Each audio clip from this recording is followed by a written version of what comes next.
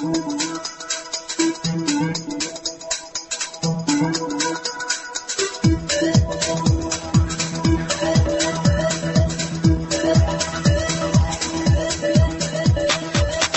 listening to Journeys with Rebecca Radio with your host, Rebecca Jernigan, your tour guide into discoveries.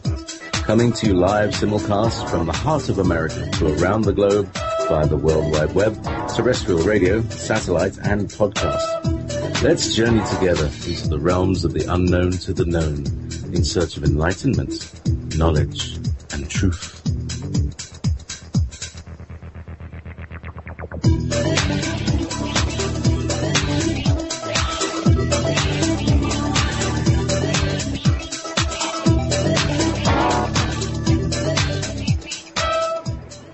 Good evening. It's May the 23rd tonight. Yes, May the 23rd. And I'm JP. As you may have noticed, I'm not Rebecca. Rebecca's away, unable to connect to the internet. So she said, go dip into my archives and find something good. Well, that's a good idea. So I've been in the archives all afternoon in the large, deep valley, stacked with tapes, and I've been taking out these dusty old vinyl records and winding up the player so that the needle can go. I had to change the needle every few minutes. Anyway, I found a classic archive.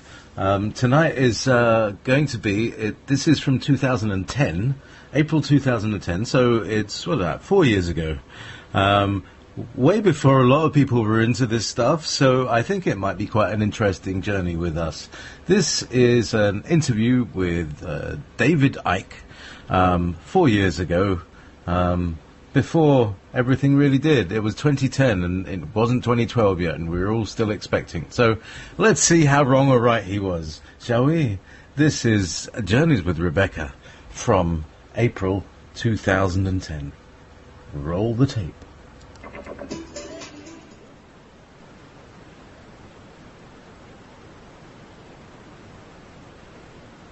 The Journeys with Rebecca Radio Network, and of course all of my great affiliates. So please be sure to check them out by checking into all of the links and the banners found throughout the Journeys with Rebecca website. And welcome to tonight's show. This is a fantastic show. Tonight's guest is a return guest, and he really needs no introduction, but tonight's guest is David Icke. And I am truly honored to have been able to record this show with him only just a few short days ago. So it's timely, it's on point. He has brought out another book, and that name of that new book is called Human Race, Get Off of Your Knees, The Lion Sleeps No More. You will find this interview with David passionate, clear, concise, and revealing. It should hit home for all of you. I know it did me. David tells his research like no one else can, and he connects the dots. Now, be sure to check out his website. That's davidicke.com, and, of course, you can find those links on the front page of my website. Do please enjoy this show. And for tonight, do join us in the chat room. You can get to that right from the front page of my website. On the right side, there's a button that says Listen Live. Click on it, and it will take you in there. Now, for tonight, we are not taking questions specifically from the audience, as this was a pre-recorded show with David earlier. But I will be in there, and so will the monitors, so we can have great conversations nonetheless. And don't forget to donate, because donations are needed to keep this journey going, again, with all the great guests and information, and you can use those donation buttons found throughout the website. And remember, for your donation, you can now receive your own unique orgone generators. So you can check out the links on the donation buttons and make that donation today. And truly, a huge thanks to all of you who have donated. Helps keeping this journey going. And please be sure to check out my friends Carrie Cassidy and Bill Ryan of ProjectCamelotPortal.org. Let's journey together. Stay with us. We'll be right back with David Icke.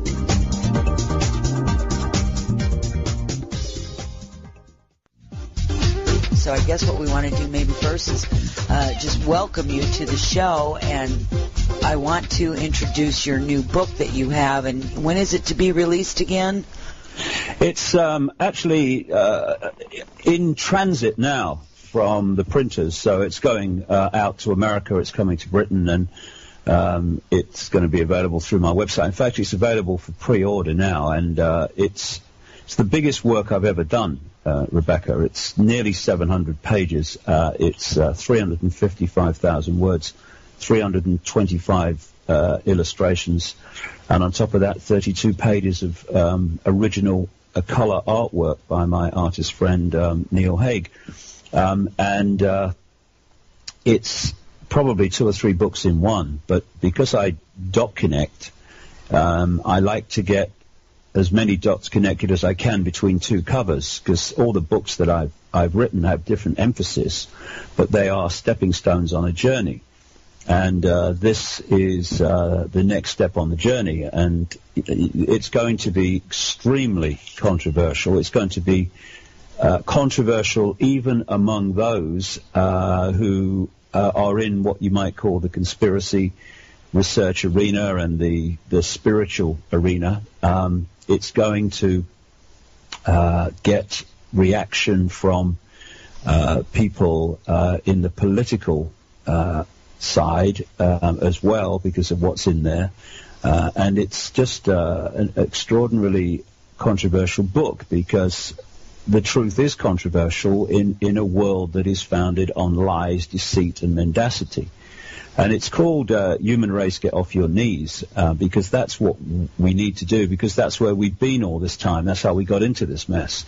But the subtitle is The Lion Sleeps No More, and it's got an image, a painted original image of a lion on the front with its with a world on its face. And The Lion Sleeps No More refers to something that I first talked about 20 years ago, because it's 20 years almost to the day. I mean, 31st of March it was, in 1990, that I walked into a psychic's house to try to understand what was going on around me, this strange presence I had around me for about a year, which got stronger and stronger. And it got to the point where when I was in a room alone, it was like I wasn't alone. It was so tangible. And so I went to see the psychic in March 1990, not telling her what I'd gone for, just that I wanted some hands-on healing, which I kind of did with my arthritis, but that wasn't the main reason. And she came out with all this stuff about how I was going to go out on a world stage and reveal great secrets. One man cannot change the world, but one man can communicate the message that can change the world, and things like that. And at the time I thought, you know, what are you talking about? But what was interesting is from that moment, amazingly synchronistic things started to happen to me, and they're continuing to this day. But the theme that was there right at the start was of a vibrational change that was coming, that was in the process of coming then, that was going to wake people up. And that's why the first book I ever wrote after that psychic experience was called Truth Vibrations. That's the name I gave to this vibrational change, because what I understood was that it was going to act like a spiritual alarm clock, in the sense that it was going to break up the density that people have around them, the density of energy fields, the density of auric fields, that was holding us in a domination by five-sense reality. Most people filter their sense of reality and who they are through the five senses. They look in the mirror and think that's who they are. They judge everything that goes on in the world via the five senses, which sees things as apart from everything else, instead of seeing the unity of everything. And so I learned in those very, very early days that this vibrational change was coming, these truth vibrations. And at the time, there seemed no evidence of, that this breaking up of density, and people were going to wake up and see things in a way they hadn't seen before, both about themselves and the world. And nor, at that time, was the other aspect of the truth vibrations obvious, and that was that they were going to bring to the surface all that had been hidden. individually and collectively. But of course, 20 years later, the evidence is there for anyone to see who wants to actually open their eyes and look at it. You know, my life for the last 20 years has been about bringing to the surface all that's been hidden. And I've gone through the process, as so many people have, of seeing the true self as opposed to the fake self, which we identify with the name and our job. Who are you? I'm Fred Jones, and I work down the bank. No, that's what you're experiencing. It's not who you are. Right. And the subtitle, The Lion Sleeps No More, the lion is the way I and Neil Haig, the artist, symbolize these truth vibrations. It's like the lion waking up from the slumber, and instead of being, little me, I've got no power, what can I do? Suddenly the chest expands, and it's like, who am I? I am all that is, has been, and ever will be, thank you very much. And I'm going to take control of my experience back, and I'm going to start living life instead of letting life live me. And this is happening more and more and more, and it's this that is going to bring the control system down, because people, and I understand it, they look at what is happening in the world and how the control system is imposing itself more and more every day on the surface. But there are other forces at work here, and that control system is coming down. And something else, Rebecca, that I've understood more and more as the years have gone, that it's no coincidence that as these truth vibrations manifest themselves and affect people more and more, wake people up from the amnesia, from the density, from the five-sense prison, that this is the very same period when this control system is trying to impose the more and more extreme versions of the Orwellian global state. More and more control, more and more stuff in food and drink that destabilizes the body electrochemically. The microchipping agenda, where they want to microchip every child at birth, eventually, that's what they want, necessarily they're going to get, is about, on one level, yes, electronic tagging, seeing where everyone is at any time, but the real reason for that is to externally manipulate the receiver-transmitter system, if you like, the body, the crystalline body computer, as I call it, through which our consciousness experiences this reality we call visible light, this tiny frequency range we call visible light. And the idea is to manipulate the body's receiver transmission system so that we do not start to expand our ability to access these higher vibrations I call the truth vibrations, and we stay in these low density states of fear and frustration and all these low vibrational states that hold us in servitude. See, society is structured to stimulate maximum fear, maximum stress, maximum frustration, maximum anger and hatred and all these things, because these states are low vibrational states of being. And if you're in a low vibrational state of being, just as radio A is not going to sync with radio B because they're on different wavelengths, so a density is not going to sync with high levels of vibration, where real understanding, awareness, knowledge, and love in its true sense express themselves.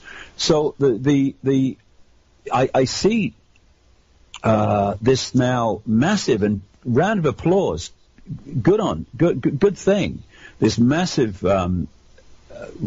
research arena to expose the conspiracy, which has built up over the last few years, but to really understand what is happening in terms of the banking scams and the manipulated wars and the Orwellian surveillance agenda, we've really got to understand the nature of reality itself, because the bottom line of it all is to hold us in a low vibrational state so that we do not access the true magnitude, the lion, the higher levels of infinite consciousness that we really are. We don't access them while in the physical body, what we call physical anyway, and therefore we are completely at the mercy of the five senses. And, of course, when you are getting everything through the five senses to get try to get a grip or a grasp on who you are and where you are and what's going on, you're going to look into the five sense reality to get that information. So where do we look? We look to the education system, we look to the media, we look to our peers and what have you. And if you can disconnect what you call incarnate consciousness from higher levels of itself beyond this reality, and then program the five sense level of being with a fake sense of self, a fake sense of the world, a fake sense of reality by controlling the sources of information that we receive at that level, then what you're doing is you're isolating people from their true self and then programming the fake self. And that's why people live their entire lives like an actor. You know, all the world's a stage and we are the players. We're acting a part. It's not who we are. You know, it's like being on a bus sitting at the back and someone else has got their hands on the wheel in terms of the direction it's going and all the rest of it. And so getting out of what I call mind, which is this mind-body level of perception, and into what I call consciousness, that which is the eternal self, is the revolution. It is the transformation. Because once you move your point of observation from five sense reality alone to higher levels of consciousness, then you see this world in a completely different way because you're looking at it from a completely different point of observation. In which case our lives transform and our perception of self and the world transforms. And this is what the truth vibrations are doing. They're teasing open that mind by breaking down the density that we've lived with all this time. And, you know, first of all, I want to get back to some of your earlier comments and kind of comment through as we go along here. You know, you talk about your book being controversial, and in all truth and honesty, in my perspective, this particular book, as you're talking about it, is probably one of the most controversial. But David, that is your kind of your mission, I guess, is to be controversial, because in that controversy, it opens people up. Even though some people may get angry or they may poo-poo it or whatever their reaction is to it, it still has planted a seed for somewhere along the line that perhaps maybe there's something to what you've been saying all these years. So that's what you call the truth vibration. And I have seen such a tremendous amount. I don't know, you know, you see so many people all the time. You're just an extremely busy man, and you interact with an awful lot of people. But I'm sure in your own circle of acquaintances and friends and family that you yourself have probably witnessed these truth vibrations, and that's an absolutely fantastic term, at work, at play, if you will, and watch people literally from one day to the next. It seems like they're getting it. They're getting it. Well, this is an interesting point, because over the last 20 years, I've seen this transformation happen. When I started out 2 decades ago, people just laughed at me. There was no real sign that there was any transformation coming. But all these years later, my goodness me, and what's interesting, Rebecca, to me, is that I'm seeing people moving, if you like, distances in terms of perception, yes, massive distances, very, very quickly. And you can do this. Once the veil lifts, then you can move very fast, because there's like a line, there's like a Rubicon, and when you cross it, and that line is a certain level of perception of what reality is, suddenly things fall into place so fast, because you're no longer looking from a fake, false perspective to try to get a fix on the world. You're looking from a perspective of seeing the world as it really is. And then all these mysteries and questions and stuff, they start to fall. They're not mysteries anymore. So many mysteries are only mysteries because we've been looking at them from the wrong point of what is reality. Correct. This is why science has all these cul-de-sacs all over, in its various disciplines, where it can't go any further if the paradigm that it has been saying is how life is and how the world is and the universe is correct. Right. Okay? You can't. You've got to rethink or know the way that reality works, and then these cul-de-sacs, which are cul-de-sacs because there are major questions eventually that simply can't be answered on the basis of this is how reality is, then those questions just answer themselves. It's so obvious.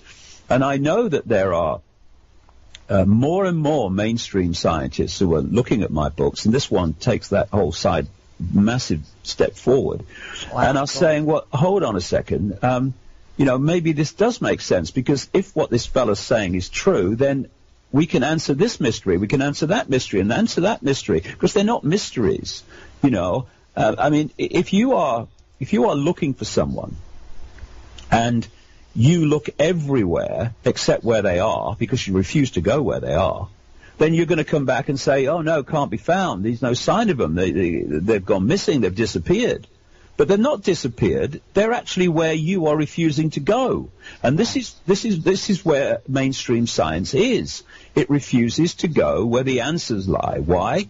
Because science is not there to answer mysteries. It is to keep them as mysteries. This is why these bloodline families that I've been exposing all these years, they have made sure that they control the funding and the administration of science. Sure. And if you don't sing from the song sheet as a scientist, then your funding stops. You find yourself losing credibility among your peers because you're getting ridiculed and marginalized for saying these crazy things.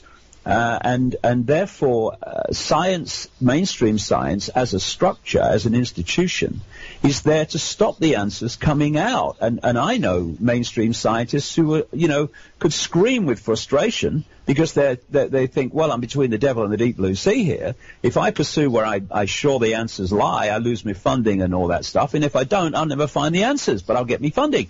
And what I say to those people is, look, when you're on your deathbed and you're about to leave this reality, what will you feel good about yourself because you pursued the truth despite the consequences? And it's amazing if you pursue the truth and you get lots of challenges. It's amazing how you find ways round them. Or what are you gonna feel about yourself if you're on that same deathbed thinking, well, I didn't actually impact on the world at all. I just got a bloody good living for a few years by acquiescing my truth to this establishment structure that has been created totally to stop truth coming out. Sure. And and you talk about people's perspective being, widened more. And it's so very true. I look at this world, David, from a whole different perspective than I'm actually amazed. I sit back and I look at myself as when I was, a young girl, and how I viewed the world in those days. And when you think about how your future is going to look to you, you just can't fathom, you can't understand until you get to the point where everything shifts around you. And as I'm looking at this world the way that it's constructed, there isn't anything, not one single thing in a day-to-day basis that we as human beings, for the most part, experience that isn't very well constructed, laid out, planned out, and in total control of the actions and our day-to-day life of the human being.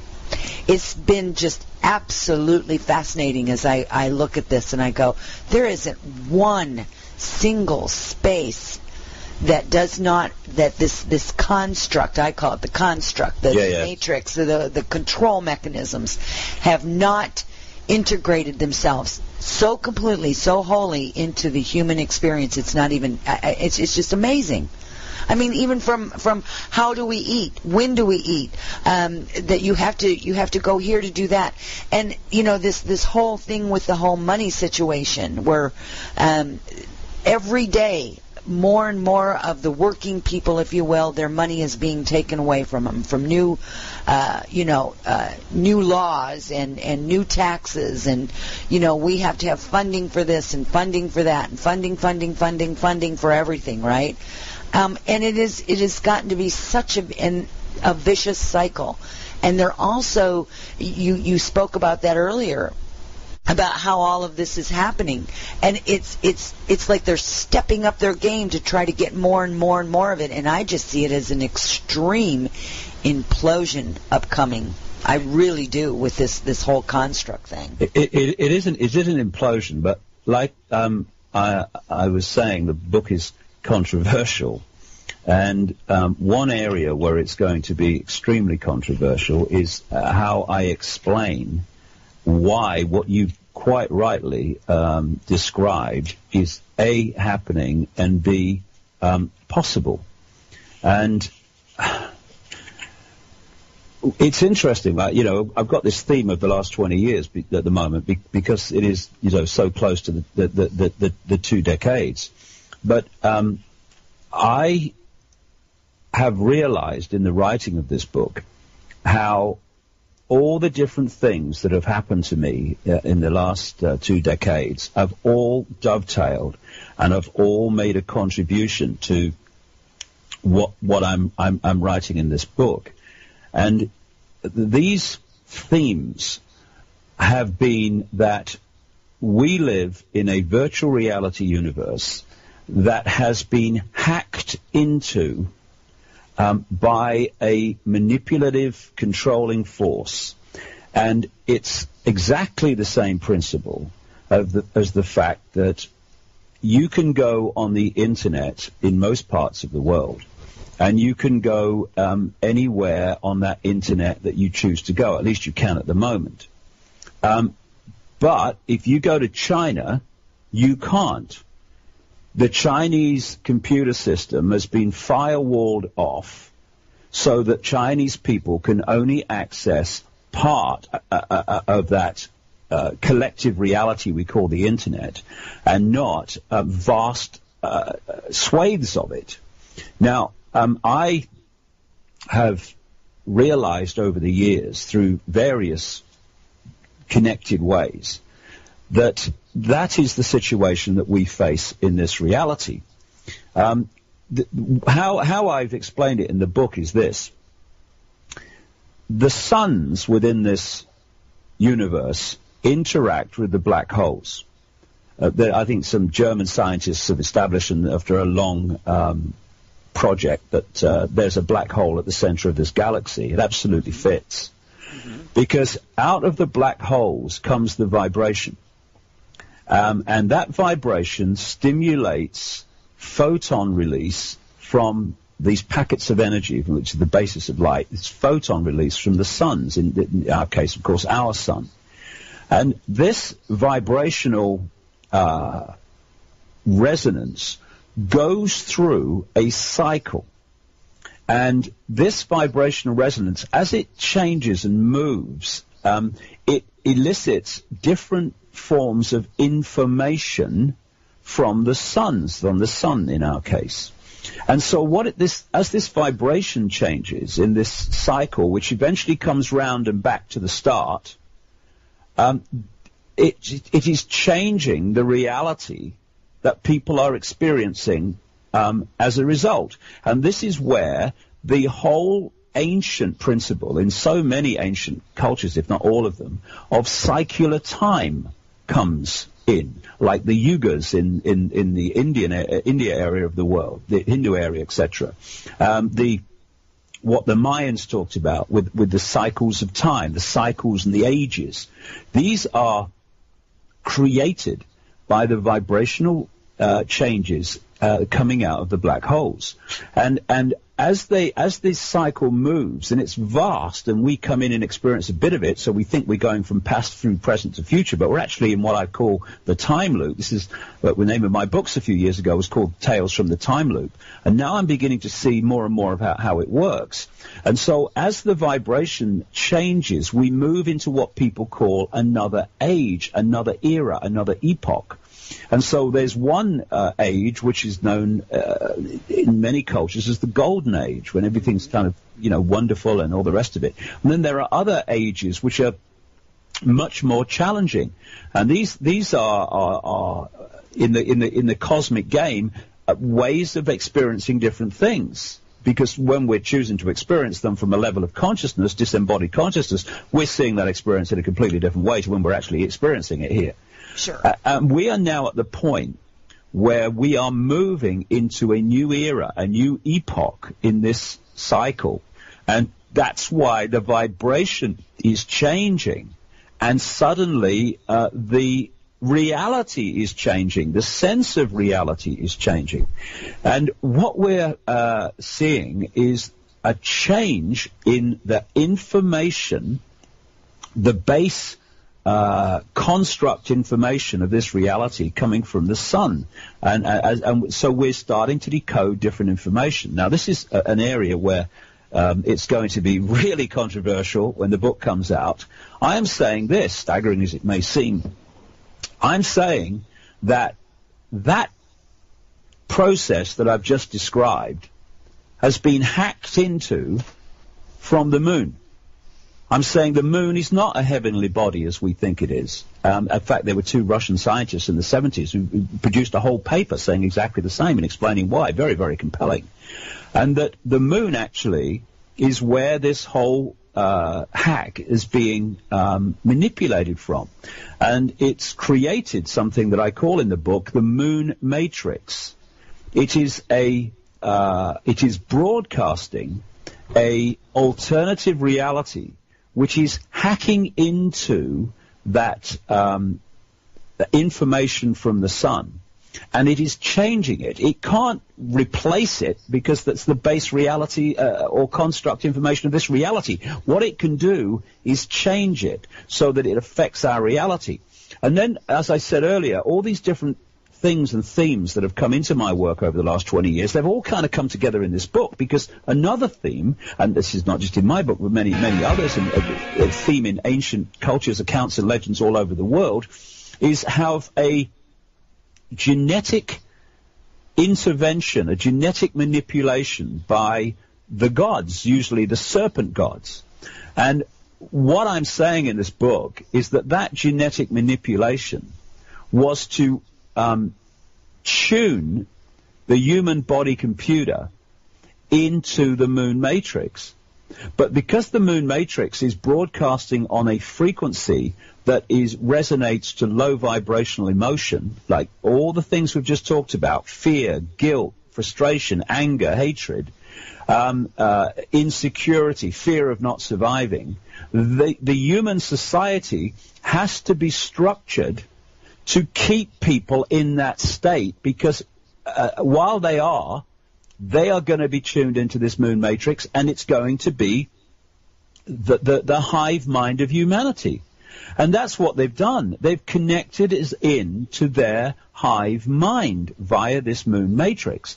And this hive mind, therefore, is feeding people who are in the density that allows a powerful connection, a sense of reality, a collective sense of reality, which means that people basically become clones of each other, like computers. You type in the data, i.e. the situation, press enter, and you get a reaction from people in this country or that country or that country or this culture or that culture, which is virtually exactly the same, given the same circumstances, the same reaction, the same emotional reactions. It's because we're connected to a hive mind. And, when I was writing this book, I came across some quotes from the books of Carlos Castaneda, which were in the kind of 60s period, in which he's quoting this Central American shaman source called Don Juan Matus. And when I read some of these quotes, I kind of took a deep breath, because I've not seen them before. And this is one of them from Don Juan. We have a predator that came from the depths of the cosmos and took over the rule of our lives. Human beings are its prisoners. The predator is our lord and master. It has rendered us docile, helpless. If we want to protest, it suppresses our protest. If we want to act independently, it demands that we don't do so. Indeed, we are held prisoner. They took us over because we are food to them, and they squeeze us mercilessly because we are their sustenance. Just as we rear chickens in coops, the predators rear us in human coops, human arrows. Therefore, their food is always available to them. Think for a moment and tell me how you would explain the contradiction between the intelligence of man the engineer and the stupidity of his systems of belief, or the stupidity of his contradictory behavior. Sorcerers believe that the predators have given us our systems of belief, our ideas of good and evil, our social mores. They are the ones who set up our dreams of success or failure. They have given us covetousness, greed, and cowardice. It is the predator who makes us complacent, routinary, and egomaniacal. In order to keep us obedient, meek, and weak, the predators engage themselves in a stupendous maneuver. Stupendous, of course, from the point of view of a fighting strategist. A horrendous maneuver from the point of view of those who suffer it. They gave us their mind. The predator's mind is baroque, contradictory, morose, filled with the fear of being discovered any moment now. And he just goes on to say, I know that even now you never have suffered hunger, but you have food anxiety, which is none other than the anxiety of the predator who fears that at any moment now its maneuver is going to be uncovered and food is going to be denied. Through the mind, which, after all, is their mind, the predators inject into the lives of human beings whatever is convenient for them, and they ensure in this manner a degree of security to act as a buffer against their fear. Sorcerers of ancient Mexico reasoned that man must have been a complete being at one point, with stupendous insights, feats of awareness that are mythological legends nowadays. And then everything seems to disappear, and we have a sedated man. What I'm saying is that we have against us not a simple predator, it is a very smart and organized predator. Paraphrasing, it follows a methodical system to render us useless. Man, the magical being that he is destined to be, is no longer magical. He's an average piece of meat. There are no more dreams for man, but the dreams of an animal who is being raised to be a piece of meat, trite, conventional, imbecilic. And as I've put this book together over the last 10 months, although the chunk when I was traveling and talking, but it makes, what I've just read makes total synchronistic sense with what I've come across. And that gave us their mind stuff is the moon matrix. And as we become more and more conscious, as opposed to stuck in mind, the five-sense body mind, we disconnect vibrationally from the moon matrix, and suddenly we see things that the moon matrix was suppressing us from seeing up to that point. And, you know, I won't go into it all now, it's all in the book in detail, but it's interesting, you know, that when you're born into this world, you kind of accept it for what it is. Well, this is the world, this is how it is. This is why, you know, we are the last generations that, the way things are at the moment, who are going to have the ability to see how things were in terms of life and surveillance and control, compared with what they're becoming. Because the young people being born into the world of surveillance and control and microchips and cameras, etc., to them, this is how the world is. This is why they're putting all this stuff into schools now, because they're getting the young generation used to constant surveillance and control. And it's the same with the moon. You look at the moon, yes, there's the moon, it's in the sky, and is it a full moon or is it a new moon or whatever? But you accept it. But when you ask questions about it, suddenly you go, whoa, I never knew that.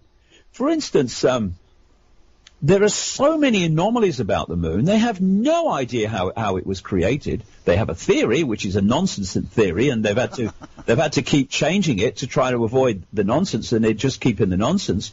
But there is no way in the world, Rebecca, in the normal course of physics and magnetic fields and all that stuff, that the Earth should have a satellite that enormous. It's bigger than Pluto. I was reading, in fact, some scientists don't talk about an Earth-Moon system. They talk about a dual planetary system. And when you see what scientists have said about how it should be in the normal course of events, if the Earth had a satellite at all, and that's far from certain, given its the power of its magnetic field and the size of it and every rest of it, it would be a very, very small satellite. One estimated it would be about 30 miles around. The Moon is in excess of 2,000 miles around. And then you say, well, okay, where did it come from? And the scientific theory, which is then printed as fact, because when you see so much scientific fact, you say, okay, well, where does it come from? And it's a theory. First of all, they say a planet about the size of Mars crashed into the Earth eons ago. A big piece of the Earth broke off and became the Moon. Well, that's very difficult to follow on when the Moon is very unlike the Earth in terms of its content. Mineral content, etc., etc. And rocks on the Moon have been found to be fantastically in excess of the age of any rocks found on the Earth.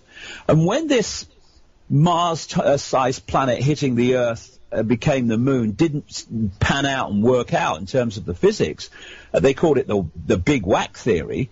They came up with a double Big Whack theory to try to explain away the anomalies, and that was that the Mars-sized planet hit the Earth and then came back and hit it again. You know, I've given you one. I'll give you the right, and I'm going to give you the left. I mean, all that stuff. And then you find that there are metals on the Moon that are not found naturally. That, as one scientist said, there are so many anomalies with regard to the Moon that can't be answered, that the only thing you can say about the Moon, he said, is it must be observational error. It can't be there. And I've detailed all these in the book, all these anomalies and all these things. And then you look at the extraordinary synchronicity in size, ratio, mathematics, etc., between the Earth, the Moon, and the Sun. Doesn't work with any of the other planets of the solar system. It works with those three bodies. And crucial to making that trinity, if you like, work is the position, size, etc.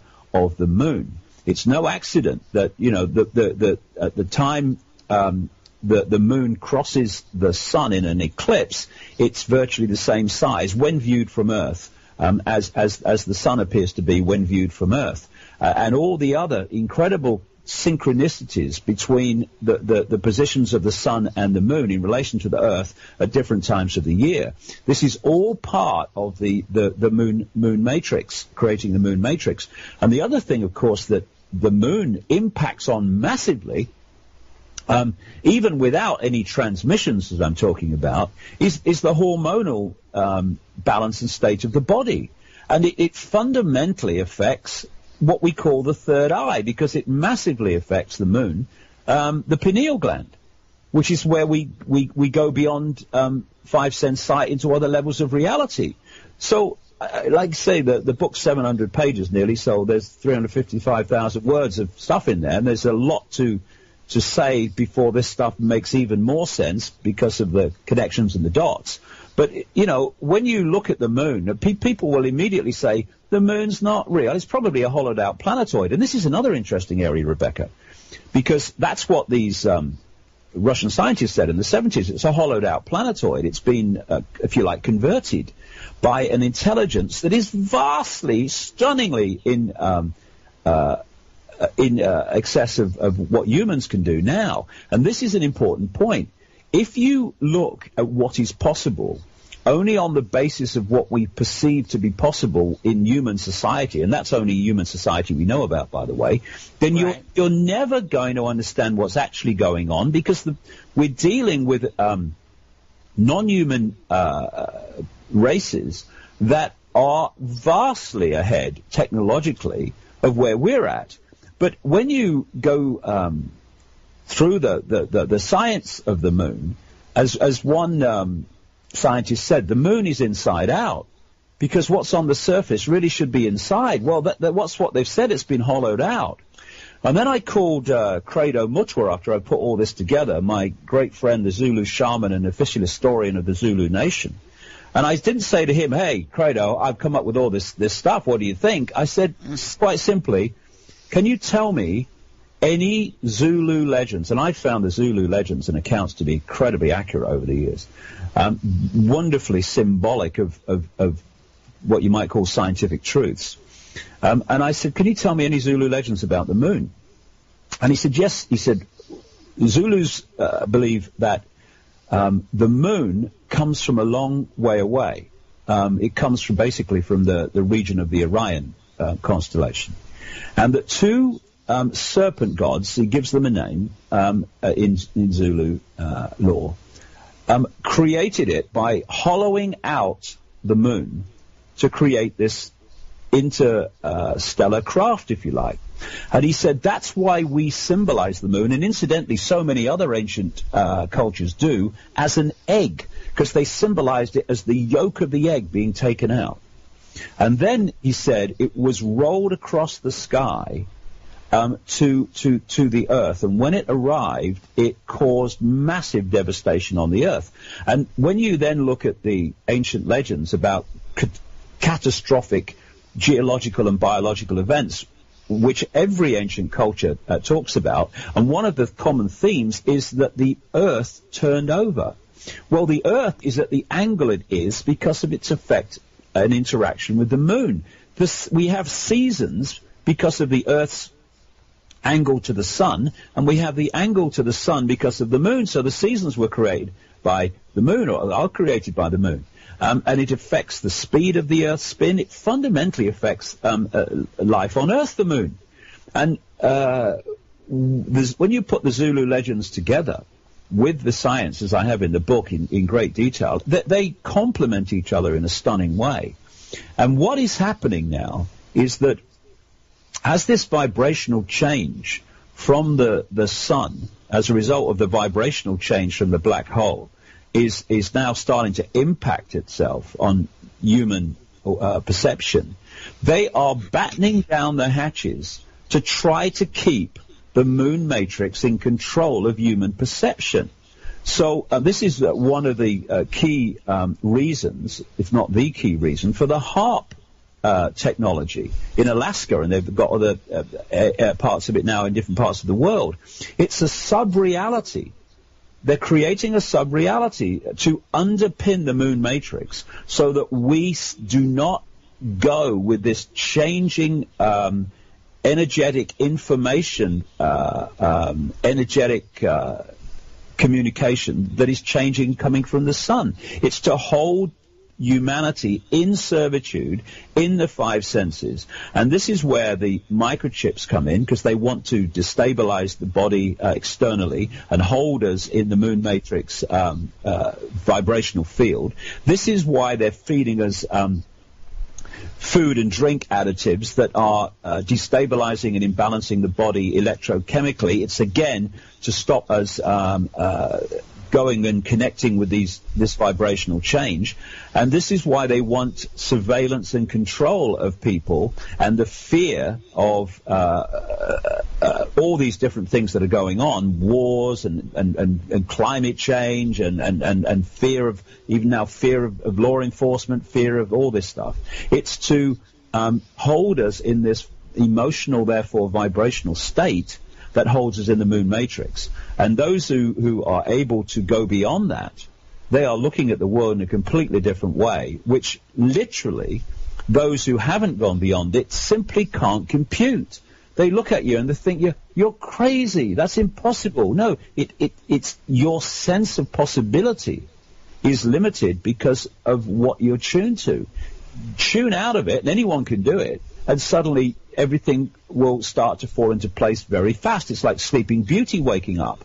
And this is why, as we talked about earlier, Rebecca, you've got people waking up now, breaking out of this moon matrix, I would say, who suddenly go, wow, why didn't I see this before? It's so obvious, because you were tuned to something else before. That's why.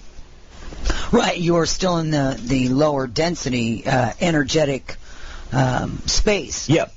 And you know, and another thing is that as you look at the moon, David, throughout all of our lives, the moon is, in effect, control of the emotions. Exactly. During the full moon, you notice that people, it seems like literally people just kind of like drool and stuff. They lose their brain. It's like the werewolf coming out or something.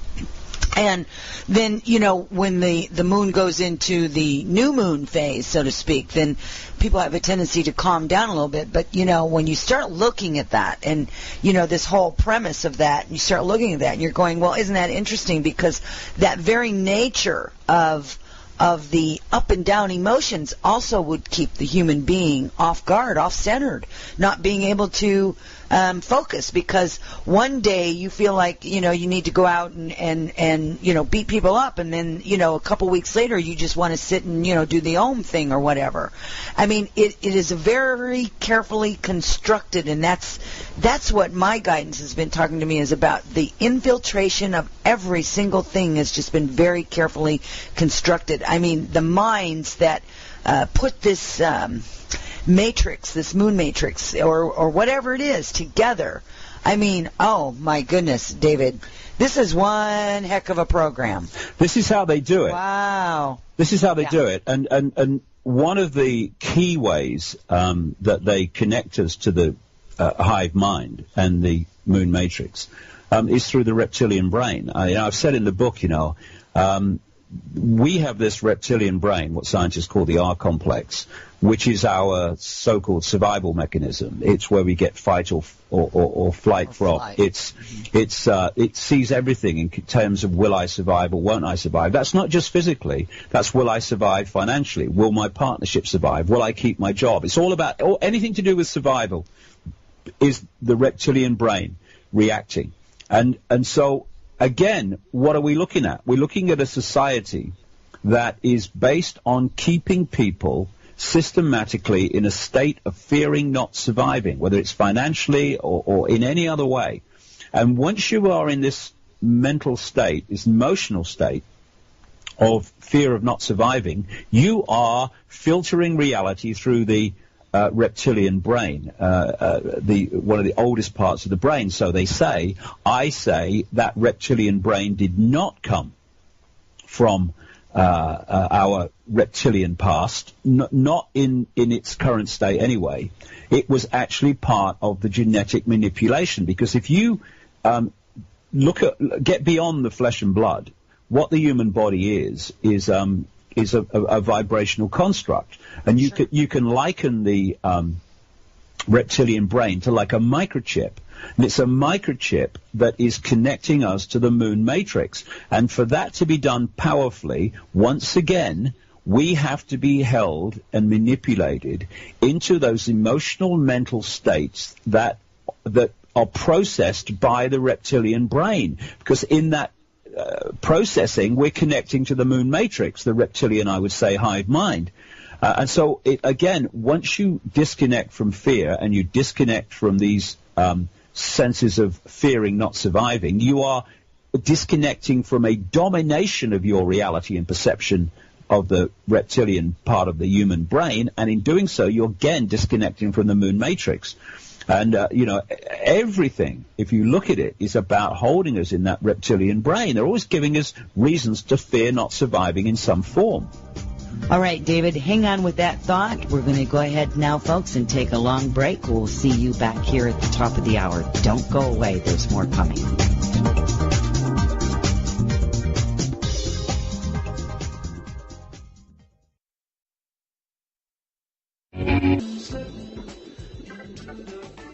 Some of this in years past, and I always thought that the moon was I don't know. There was something strange about it. Yeah, it was just too weird. It doesn't move. It doesn't go anywhere. It just sits there. So And I thought, okay, so the moon is in charge of our emotions. And again, then I started looking at the waves of energy that comes off the moon and how it influxes. It, it has this, it's like an in and out. It's almost like it breathes or something, this emotional impact, and then it draws it away. Emotional impact and draws it away. It's like a breathing mechanism, so to speak, on an energetic level. And I thought, wow, that surely just can't be good for somebody that's wanting to, remain, at peace and calm within, if you've always got this influx and then it goes away, and an influx and it goes away. So I'm looking at this, and what would happen if that was no longer here? Well, what would happen if it was taken out of our orbit? Well, I think it would have certainly initially massive and catastrophic impacts on the Earth, because once it's come in and it has changed the nature of the Earth's spin and the nature of the Earth angle, then of course you have catastrophic implications when it happens, and you'd have catastrophic implications when it left. And I am understanding more and more as I wake up more and more, because it's a process. You don't just wake up; it's a process. Sure. And that there is another force at work here that is impacting on this, and I was told it can't all be changed immediately because the whole thing would collapse. But what I'm sure is going to happen is that force, which is in control of the moon, is going to be relieved of that control. But there's so much more to know, because, again, we're just thinking here on the 5 sense level. If you look at the moon, that is just a holographic, decoded expression of a waveform construct. And so many things, if indeed everything, that we think of the physical reality is actually changed at the waveform level, what I call the metaphysical universe, which is the information construct from which we decode this, out of that, we decode this holographic reality that appears physical and solid, but isn't. And this is why you can, again, solve the mystery of why quantum physicists can say, well, nothing's solid, it's just vibrating energy, and yet everything seems to be solid. So how can something like an atom, which has no solidity, create a solid world? It can only do it because it's not a solid world. It's a decoded world that appears to be solid. And so all change takes place on the vibrational level. And in terms of the human mind, that's what we call the subconscious level. It's at the subconscious levels of mind that we connect with the metaphysical universe, the information construct. And that's the movie reel, if you like. That's where the movie's made. And what we call the physical solid world is the screen on which it's played out holographically. The change takes place at a vibrational level, and that's where the truth vibrations are impacting.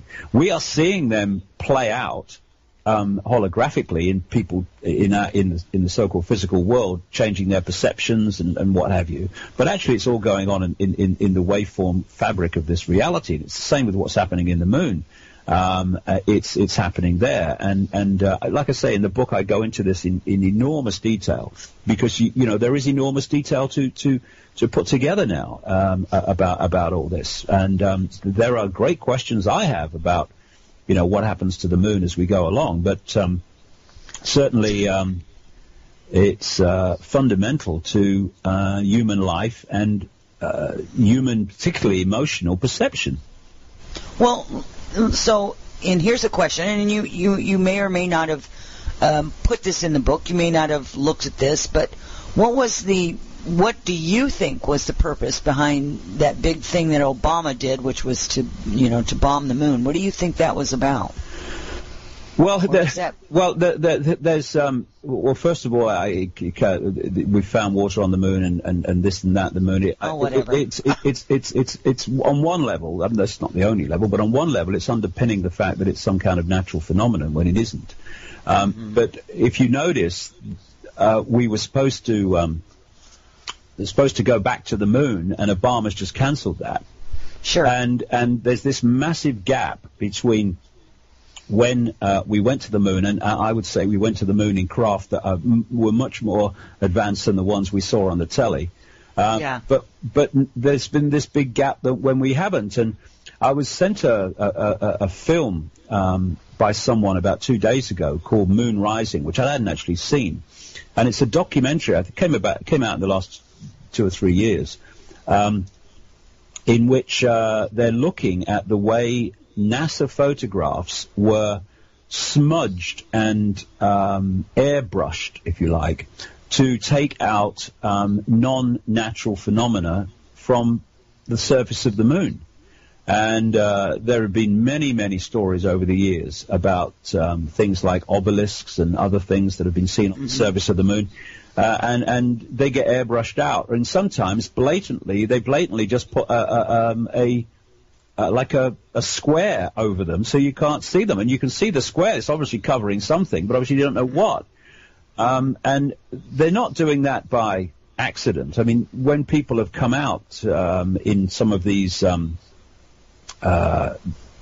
places like at the National Press Club, I think it was in 2001, when they had the Disclosure Project, and people who knew things about the moon and other things, extraterrestrial activity, who'd worked within NASA and other companies that relate to it, came out and told their story.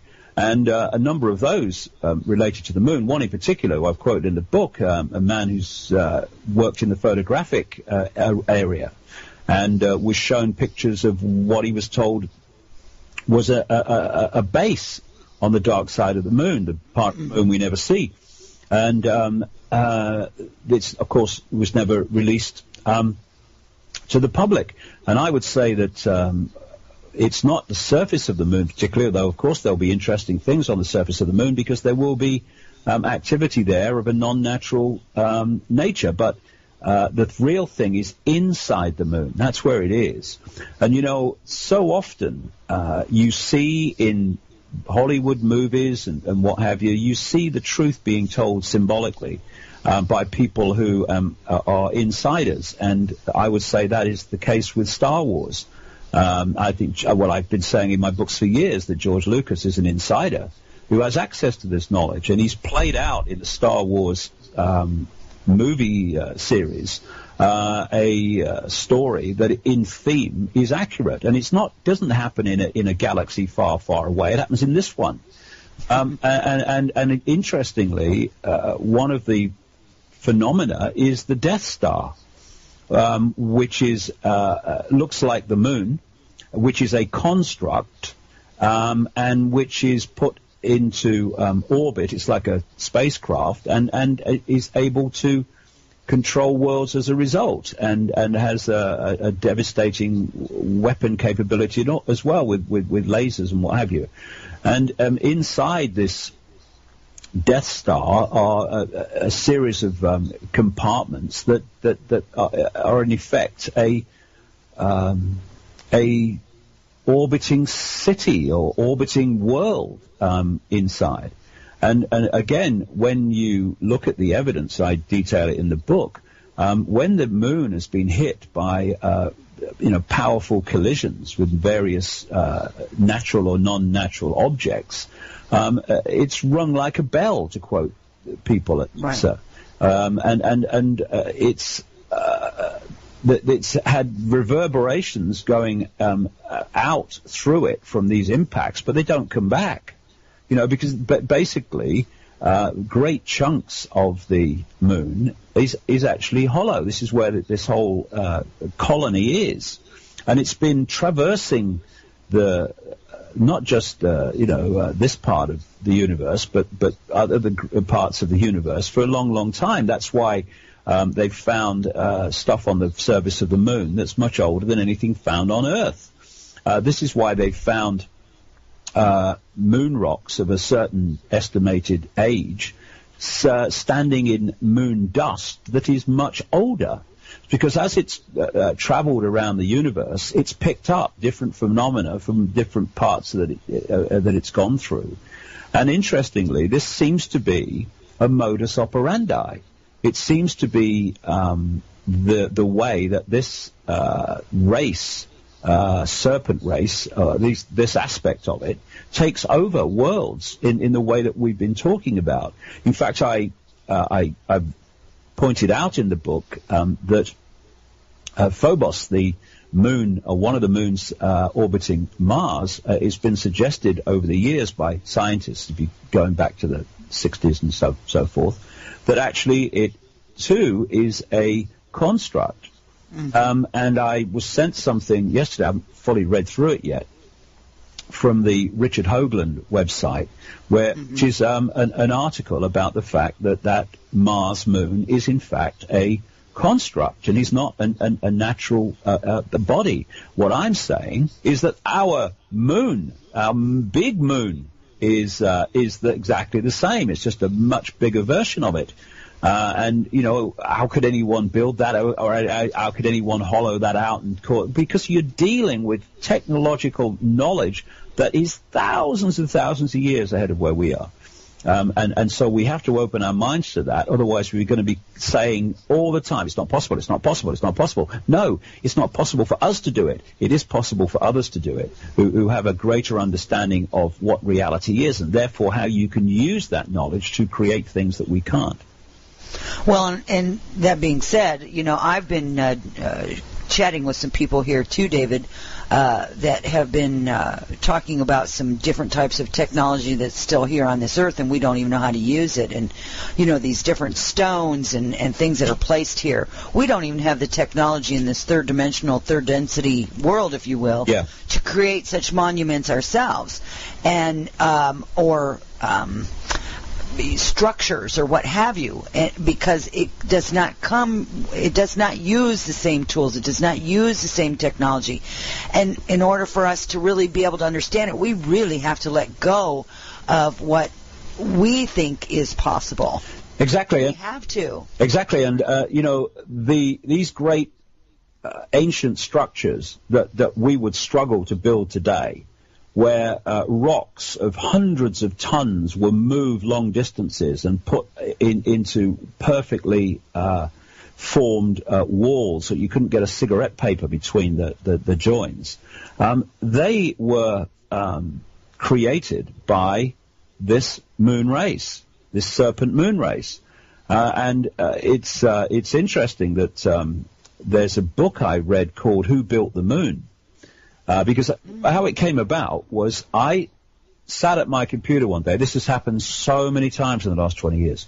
And suddenly, I'd thought about it here and there over the years, about the moon, but it was just on the back burner. And I sat down in this chair I'm sitting in now about, 9 months ago, maybe a bit more. And suddenly it hit me. The moon's not real. The moon is hollow. The moon is a construct, and that's where the Earth is being controlled from. And I'm sitting there, and I kind of had that experience many, many times in different ways, so I wasn't surprised by it, but I thought, whoa, where's that come from? And what I did is I then went on the internet, and I thought, well, I'll just see if there's anything. I was not expecting to find anything. And I found a book called Who Built the Moon, which came out quite a few years ago now, in which these two researchers were looking at the anomalies of the moon and how all the mathematics between, like I said earlier, the moon, the sun, and the Earth are just fantastically synchronistic, unbelievably synchronistic. And one of the things they do is connect the dimensions and synchronicity of the moon to places like Stonehenge and these great megalithic structures. And they ask in the book, how can this synchronicity between the moon and these megalithic structures be so perfect? Why? Because the people in the moon created those structures. And therefore, of course, they were going to synchronize with them. And it's another controversial thing I say in the book. Well, not controversial for everybody, but controversial for a lot of people who are into ancient structures and stone circles and stuff. I say that those stone circles and pyramids, because the reptilians, the serpent gods, are the pyramid builders. That's one of their great calling cards. They instigated stone circles, standing stones, other megalithic structures, pyramids, etc., as part of the suppression of the Earth's natural magnetic system, so that it, again, one expression of it was it lowered the vibrational field that we are living in. It's part of connecting us to the moon matrix. They do it with other ways too, like putting, freeway interchanges on vortex points, by building nuclear power stations on vortex points, by doing anything that will suppress and dilute the power of the Earth's natural meridian energy system, because it's all part of suppressing human capability and human potential. So I say that at least the vast majority of these great megalithic structures and pyramids were put there as to suppress the Earth's energy field and meridian line system as part of this control.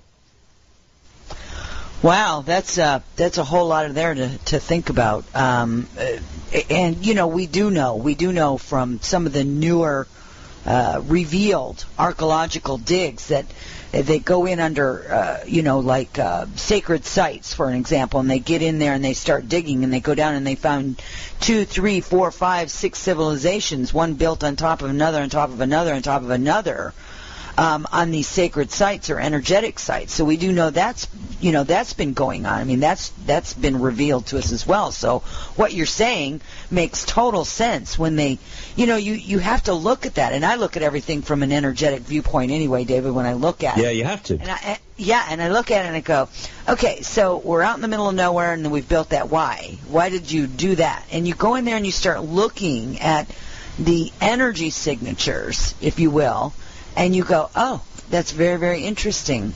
So you can see, I mean, for those that are able to sense that, to get out of the third dimensional viewpoint, if you will, if they're able to see that, they're able to go in there and sense it for themselves. And it's very, very well constructed. Like I said, my own guidance, I have a whole thing on my website talking about the constructs. And that's the word that they used to me. My guidance was, the term was constructs, plural, many of them. That's exactly the word. And it's a construct. I mean, the virtual reality universe as a whole is a construct. Because it's just a creation. It's a creation where people or consciousness experiences different things. But what I call the moon matrix is hacked into that construct and modified it to manipulate human perception. And therefore, we do not see, as a result of the genetic manipulation and the hive mind, we do not see as much of the universe as we used to see, as humans used to see. What we now call dark matter and dark energy. It's not pitch black. It's just an area of the universe that we can't access anymore. It's just as the computers in China cannot access vast chunks of the World Wide Web. This is why visible light, which is an infinitesimal frequency range, within the electromagnetic spectrum, is so tiny. We used to see far more. You know, they used to say the gods lived among us. Well, the gods don't live among us now, because they could see the frequency range on which these, quote, gods operated. When the genetic manipulation happened, it so truncated our visual frequency range, our breadth of decoding what we call human sight, that suddenly those, quote, gods were still where they always were, but we couldn't see them anymore. And this is why you've got situations where animals like cats will react to things in so-called empty space to us, but it's not empty space to them. They can see things we can't see. Right. It's that interdimensional stuff. It's that the column strings, timelines, whatever. I mean, it's really a matter of how you view that. But if somebody can just sit in their space, wherever that space is, and if they really just reach out and get beyond that space, they can actually start sensing and feeling things that are right next to them. Right. It's amazing. It really is amazing. You've done an absolutely huge service to humanity, and I'm sure you know that. And I'm sure your trip to the psychic all them many years ago probably unfolded quite differently than what you first interpreted it. Yeah, I didn't know what was happening. I didn't know what was happening for about a year after that. I hadn't got a clue. Well, yeah, and that was probably you shifting and changing and maybe inviting that energetic being that was all around you into your space without maybe you being totally conscious of that. And so what a fascinating way to look at that. It's just this whole construct thing, that just started with me, I don't know, about 6 months ago. They started talking to me about this whole construct thing, and every day I experience something new within that whole construct kind of scenario that they've laid out before me, and it's almost difficult to put into words the depth and the level and the enormity, the very fabric, if you will, of its infiltration.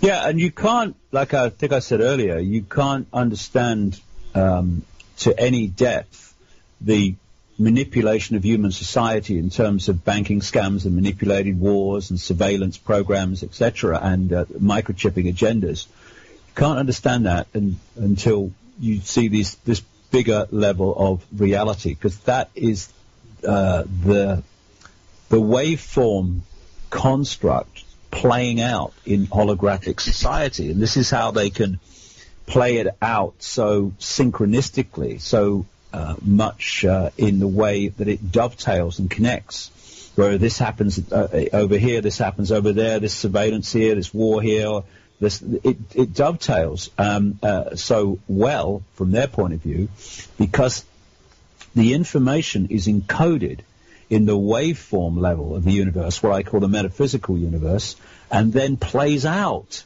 It's like me programming this computer to do certain things, and then I press enter, and it plays it out on the screen. Same thing. Mm-hmm. And what we need to do, and this is why understanding this is vital, is we need to unpick this hack. And when we do, and we will do that, then this control system will fall. And like I say, it will be like people Sleeping Beauty waking up. Where have I been? What's happened? Because suddenly that hive mind will be disconnected from the human mind. And it's going to be one heck of a ride in the period coming up. It really is. Well, and I have to say, every time you say that term hive mind, all I can think of is Stargate Atlantis, and they talk about the Wraith and the hive mind, and it just strikes me, that whole hive mind mentality, because and here's a question for you. You can choose to answer it or not. You called him the reptilian, but is that who you think is kind of running the control system within the Moon Matrix? Oh yeah, definitely the serpent gods. I've gone into that in considerable detail in the book, and what's there to be found is that when you look at tens of thousands of years of human existence, the common deity, the common god or gods to all of these different areas of the world is the serpent god. The serpent gods, and then they express themselves in other ways too, because one of the common themes is that Creator Mutua talks about this, but so do many other areas of the ancient world. Their common theme that the serpent gods said to humans, you must never depict us as we really look, or else, basically, simplifying it. And so they were symbolized in other ways. They were symbolized as being certainly clearly not human, but that they weren't actually symbolized, although you can find literal symbolism, but more it's symbolism of a non-human form, but not that they look reptilian. And this was to identify this non-human influence without actually overstepping the mark as they would have seen it, that we depict the gods as they really look. This is why on Creator Mutua's what's called Necklace of the Mysteries, where he's got this massive, he calls it necklace, or he doesn't call it, it's what it's been known for a long, long time. It's like a big copper circle which goes onto his shoulders, and dropping down from this circle of copper are all these symbols, which Credo and the storytellers before him in the line have used to tell the story of the human race and the story of Africa. And at the front is a human woman, and hanging next to her is a entity that looks anything but human. And the male non-human entity has an erect penis made of copper, which used to be made of gold, Credo said, which takes us up to North Africa and Egypt, and one of the prime centers of their myths, which was the golden penis of Osiris. Well, that's just another expression of it down in southern Africa here. And I said to him when I first met him so long ago now, what do those two mean? And he said this symbolizes the interbreeding between the Chitahuri, the serpent gods, the children of the serpent, as that translates as, with humans to create the hybrid race. And this necklace of the mysteries is mentioned in accounts 500 years old. And Credo says it's at least 1,000 years old. Well, also, I've seen it, touched it, and, wow. been taken around the symbols by Credo at his home. And hanging from it is a hand which has the all-seeing eye on it, which has the Star of David, as we call it, but that's not a Jewish symbol. It's an ancient esoteric symbol, which the Rothschilds took as their symbol, the House of Rothschild banking empire, and it became associated with Jewish people as a Jewish symbol. It's not. It's an esoteric symbol. They found that symbol on the floor of an Islamic temple, which was unearthed near Tel Aviv or in Tel Aviv. So it's an ancient symbol. So that's on this hand that is 500 years old at least, and Credo says 1,000 years old. Also on there is the constellation of Orion. On this hand, and what else is on the necklace of the mysteries? A flying saucer, a classic flying saucer that people call UFOs and all the rest of it. And he said they are the ships that the Chitahuri came to the Earth in, and they came in them from the moon, And there's constant interaction between the moon serpent gods race and the Earth, because by its very nature, the moon needs the Earth's resources to continue to exist.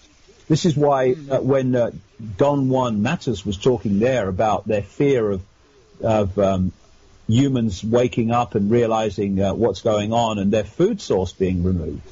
Humans and the Earth are their food source. They are their resource source, because they don't have them themselves.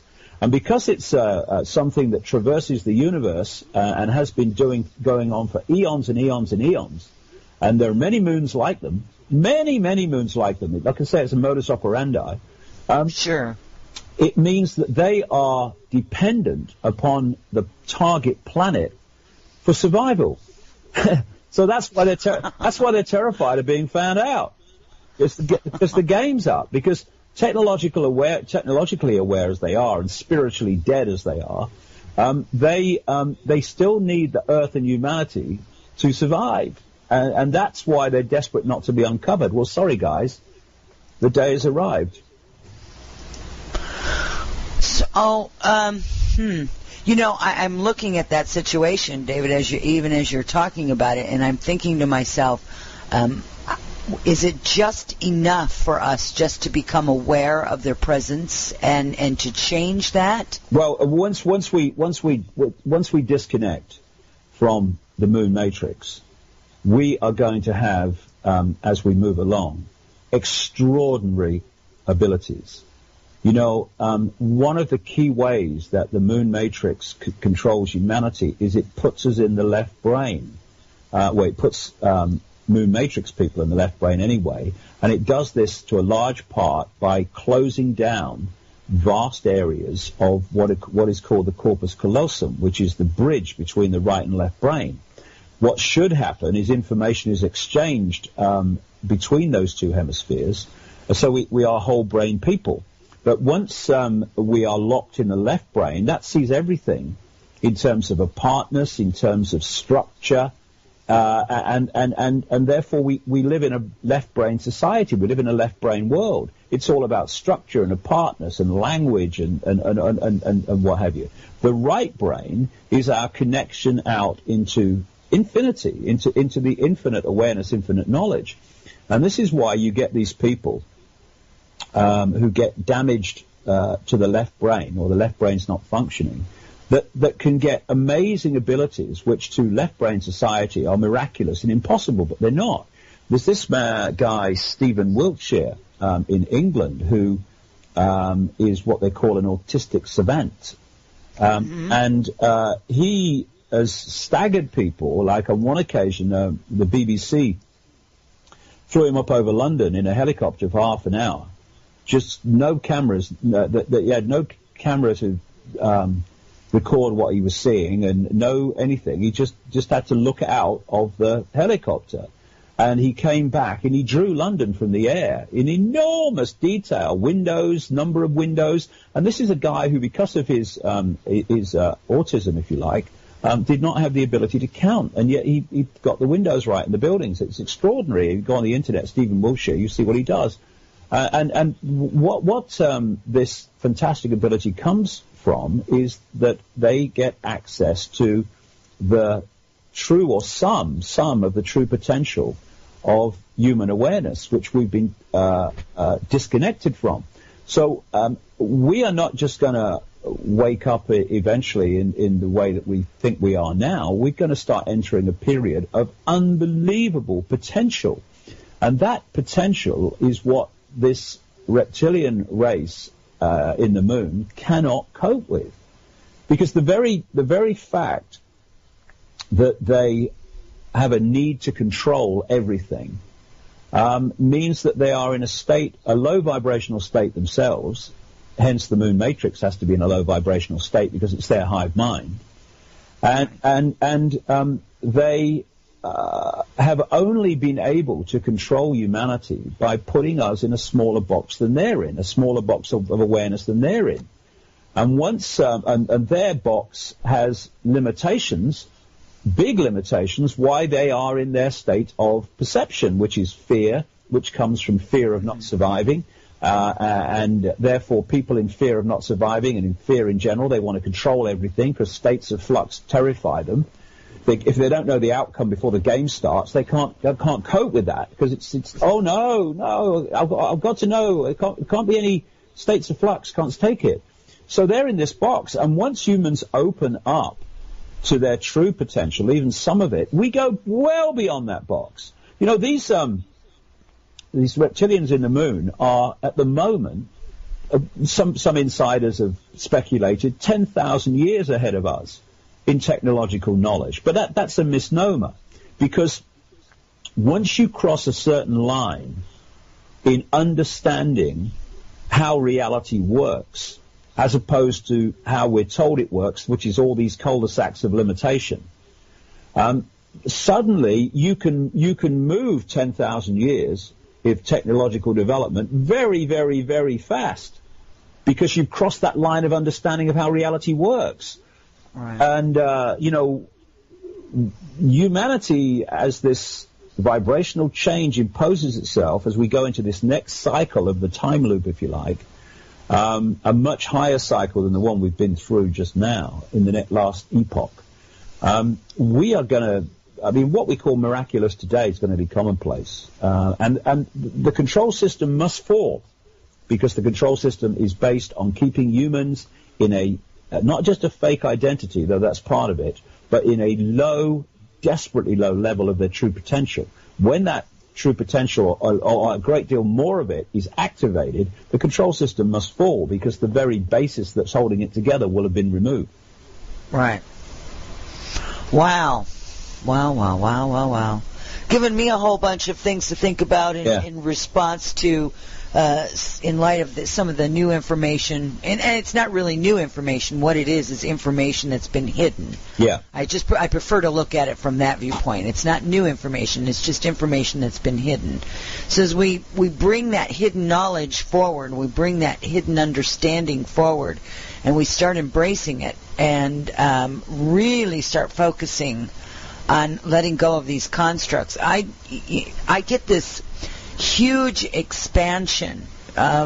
Personally, I get this huge expansion when I look at it, that life can be so much more different in the way that we experience it in physical form for anyone that chooses to come to the earth as an experience of a lifetime. Yeah, exactly. I'm amazed. I'm amazed at it. I just look at this and I go, wow.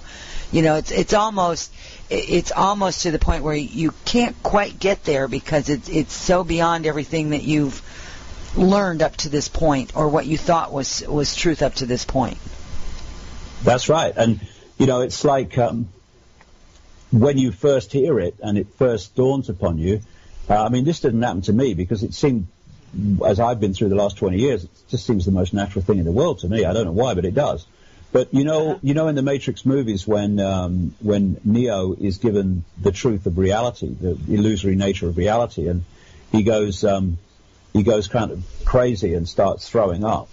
Right. That's some people will experience it in an extreme way because suddenly, I've described it like this sometimes. It's like being born into a box and you think the box is all there is, and everyone in the box with you is telling you it's all there is, and everything just keeps going on as if the box is all there is, and then someone comes along. And they lift the lid of the box off and say, have a look at this, darling. And crikey, that shock of realizing how the world is a fraction of what you thought it was, or your world is a fraction of what you thought what the world was, can take some integrating, if you like. But the people coming along now at least have the benefit of so many who've been through that process, whereas some of the pioneers were doing it completely, making it up as they went along. They had not a clue what was going on and no one to explain it to them. Right, exactly. Well, this has just been absolutely one of the most delightful conversations, David. Absolutely delightful. In so many different ways. And before we let you go today, though, because you've been kind enough to give us more time than what we originally scheduled, and I appreciate that. I want you to draw attention to your newsletter and also back to your books and your website, because you're also following a story that has really triggered some things for many, many people in the Holly case. And so I subscribe to your newsletter in order to get the updates to see what's been going on in a different viewpoint from the world. And so if you would just share some of that information and any other thing that you would like to share with the audience today before we let you go. Well, the website's been completely revamped. It's a heck of a lot simpler now because the other one was getting kind of out of hand because it was growing organically, a bit like Heathrow Airport. You know, you have a few huts when hardly anyone's flying, and then you're suddenly flying all over the place, and suddenly you've got to add bits, and it don't work. Have you ever been to Heathrow? It doesn't work. Right. Well, what the new terminal does, the rest of them are just like a mess. But so my website was a bit like that. So we got a blank sheet of paper and redid the whole thing. And Human Race Get Off Your Knees, The Lion Sleeps No More is available now, and I do the newsletter once a week. It looks at the world from a different perspective. It might take a subject that's running that week, or it might come from a completely different angle. But it's just what comes to me. I mean, I sit down on a Friday morning and I just wait for something to come to me, and then I follow it through, and it goes out every Sunday. And but the Holly case is obviously available on the site for free, like 99% of the site is. And that has been very, very powerful because it's affected a lot of people. There's a lot of people that have got behind it because of how it's affected them. And very briefly, on my site, you can get the detail, but this is a Down syndrome girl called Holly Gregg who lived up in Aberdeen in Scotland, in what's called the Grampian area of Scotland.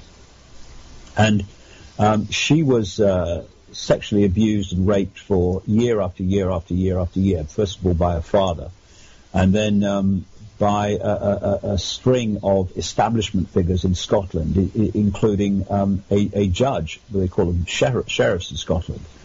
And Scotland, as I've been writing about for years, is a major centre of Satanism and paedophilia. It's not called the Scottish Rite of Freemasonry for no reason. And what the Holly Gregg case has done, her and her mother Anne, and a wonderful guy who's been helping them called Robert Green, who's been arrested and bailed for the crime of telling the story of what's happened to this girl. This has kind of started to lift the lid on many, many things. First of all, the scale of Satanism and paedophilia, and those two rings are absolutely connected, by the way, in Scotland, which reverberates into the Scottish Parliament, into the whole law system of Scotland, into Lockerbie, the Lockerbie bombing, into the murder of those children at Dunblane School in the 1990s, when a paedophile and procurer of children for establishment paedophiles and politicians in Scotland, a man called Thomas Hamilton, killed a lot of children and a teacher when he went in and just with 4 guns and opened fire.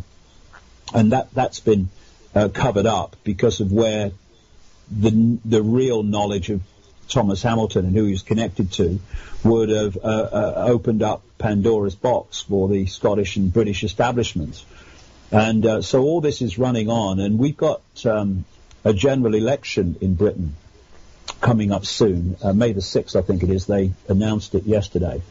And there are a lot of people coming together now to put pressure on the politicians when they're out canvassing for votes and at public meetings to answer questions about the Holly Gregg case, because the police in the Grampian region would not investigate her experience. The head of the law system in Grampian, a lady called Elish Angeloni, would not allow it to be investigated. She was then appointed the Lord Advocate of Scotland, the top law officer in Scotland, and at that level of the whole of Scotland, she's refused to pursue an investigation. The so-called Justice Secretary, the man who let the so-called, and it is so-called, Lockerbie bomber free in August last year on compassionate grounds, a guy called McCaskill, Kenny McCaskill, he will not have an investigation into it, and so it goes on. And it's interesting with the Lockerbie case, because a number of newspapers here now are saying, hold on a second, the Lockerbie bomber who was let out to go back to Libya on compassionate grounds by this Kenny McCaskill guy, because he had weeks to live with, I think it was prostate cancer. He's still alive and flourishing now, all these months later, in Libya. What's going on? Well, I'll tell you what's going on. The Libya man, al-Megrahi, did not plant the bomb. It was a CIA, British intelligence, Mossad operation, which he was used to cover up by taking the blame for it. He was jailed, and then he had an appeal. And the appeal was heard by a man called Lord Cullen, who was the man who oversaw the so-called investigation into the Dunblane killings of Thomas Hamilton. And there was a massive cover-up in that so-called Dunblane inquiry to stop the truth getting out. And the first appeal of Megrahi, overseen by Lord Cullen, was again turned down and refused. But then his lawyers secured a second appeal, and that second appeal was on the basis of new evidence that had come to light to show how the CIA had paid, and in other cases offered to pay, vast sums of money to people to lie in court and produce planted evidence to have al-Megrahi jailed in the first place for a bombing he did not commit. And this appeal was going to be heard in 2009, and this evidence was coming out. And then suddenly, Kenny McCaskill, so-called Justice Secretary of Scotland, announces that he's going to let the guy out on compassionate grounds. And the deal was, we'll let you out, but you've got to drop your appeal. Because he didn't have to drop his appeal. He could have kept it going even though he was released. But what he did is drop the appeal. And then you had Obama coming out, outraged that the Scottish government could do this with all the Americans killed in Lockerbie. That was all part of the game. It was all part of the facade to hide the fact that they were letting him go, so the appeal didn't go ahead and this information didn't come out.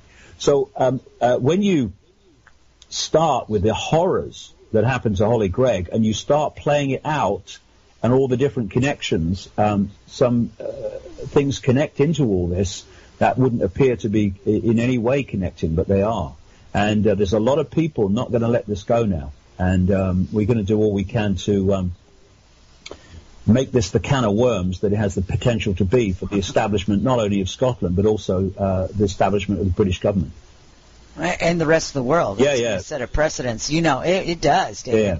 Well, and I have to tell you, it's commendable. It's extraordinarily commendable because it's time for this kind of stuff.